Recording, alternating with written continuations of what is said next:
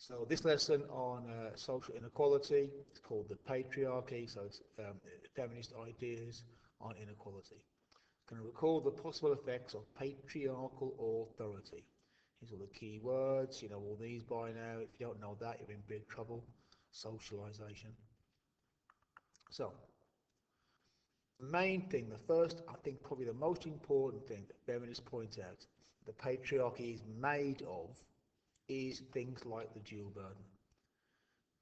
To a feminist sociologist, women cannot fulfill their potential in our society as long as they are always tied down with the bulk of the domestic duties. So even if they've got a job, they still got to do the childcare and the housework.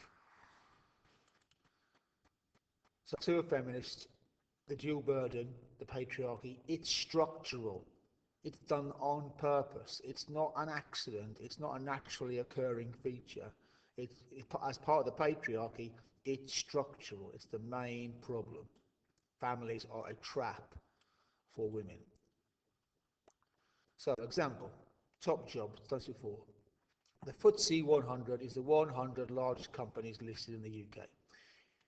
Yeah. Here are the bosses of 5 of those companies, 5 blokes, 5 white blokes. They earn a staggeringly large amount of money. Of this FTSE 100 largest companies, I think 93, the boss is a man, only 7, the boss is a female. Yeah? So, patriarchy.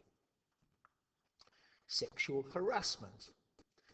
98% of sexual harassment cases at work are brought by women against men. So women suffer sexual harassment at work. You can have legal recourse to this, you can sue for it, but it's difficult now. Since 2014, you have to pay £1,000 up front legal costs before you can take your case to court. That puts many people off. Again, if 98% of the sexual harassment cases are by women, and it costs £1,000, the law was changed, you might say that's the example of the patriarchy fighting back. The mass media, negative body images. For this movie, this female character spends virtually the entire movie in her bikini, giving people body image issues, causing anorexia, bulimia, unrealistic portrayal of women.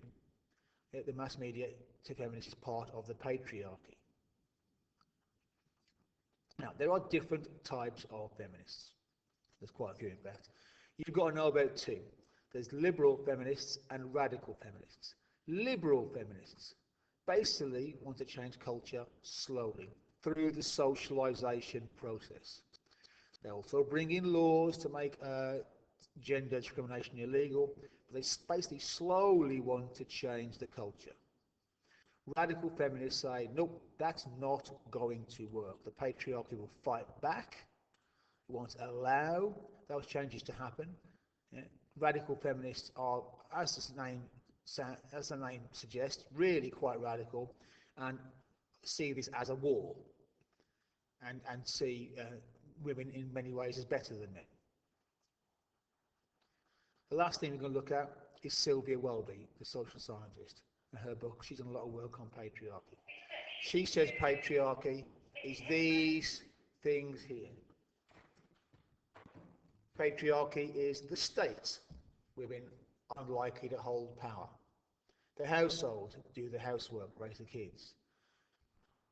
This is a big one for Sylvia Welby. Domestic violence. Women are more prone to be abused. Women suffer the vast bulk of domestic violence.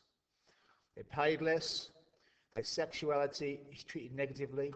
If a man has many sexual partners to play, a woman is a slag.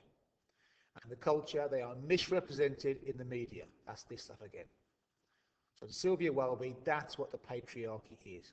She is critical of radical feminists herself, mostly because as a sociologist, she says, well, you're ignoring class and you're ignoring ethnicity.